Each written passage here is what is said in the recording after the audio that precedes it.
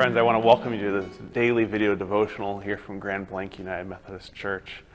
Each Monday through Friday, we upload in the morning a video devotional like this.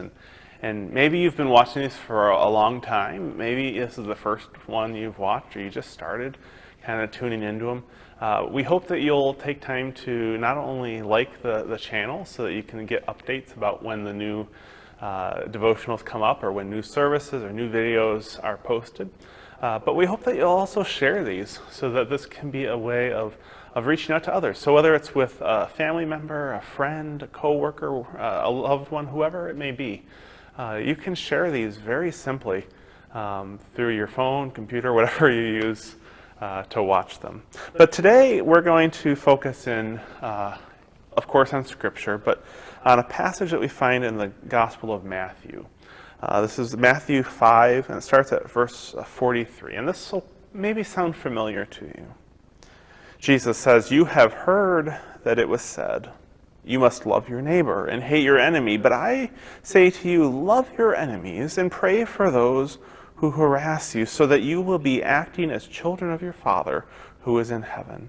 He makes the sun rise on both the evil and the good, and sends rain on both the righteous and the unrighteous."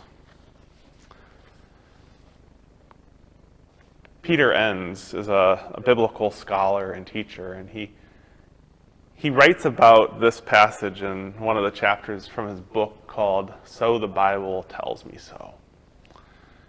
In the book, he talks about this passage and something that we often take for granted. Jesus tells us that you have heard it said, love your neighbor and hate your enemy. But then he changes the script. He's saying now you must not only love your neighbor, but you must also love your enemy and pray for those who are going to persecute you.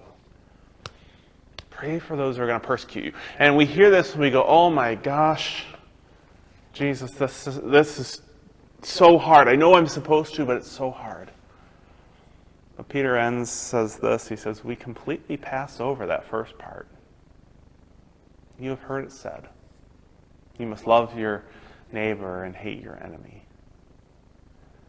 Other times when Jesus says things like that, he's talking about Scripture. He's talking about things that we find in the Old Testament. And he says, I come to fulfill that, and by fulfilling it, it changes it to some degree. But you know what the Bible doesn't tell us? The Bible does not tell us to love our neighbor and hate our enemy. So what's Jesus talking about? He's not lying to us, right? He says, you've heard it said, love your neighbor and hate your enemy. And what struck me as I was reading Peter's book, and what struck him is this. It's not something we find in Scripture, but we have heard that before.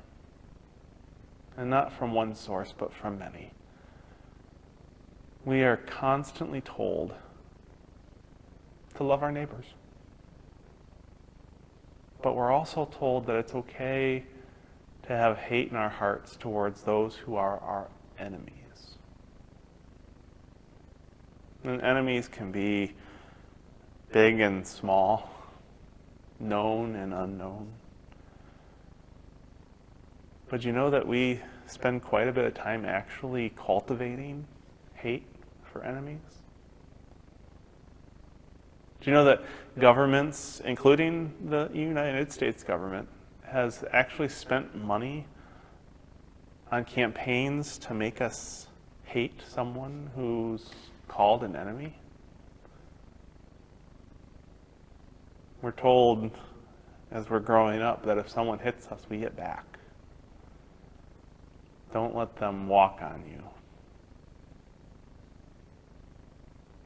We're told to treat others like we would like to be treated, and to ignore those who would persecute us. Jesus doesn't tell us that.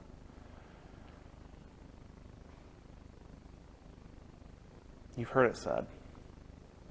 Yeah, we have. over and over and over again. Love your enemies. Love your neighbor and hate your enemy. But Jesus flips the script on us, doesn't he? But I say to you, love your enemies and pray for those who harass you. What's funny is about what Jesus does say to us is a little different. Not just that it says love your enemies, but he doesn't say love your neighbors right there, does he? Jesus knows that it's easy to love our neighbors, especially those whom we like, whom we get along with. That's not hard. But loving our enemy, that gets some column inches. Because that's hard. And so as you're listening to this, you might be thinking, Brian, I know that I'm supposed to love my enemy, but it's hard. My answer as I chuckle is, yeah. That's why Jesus said it.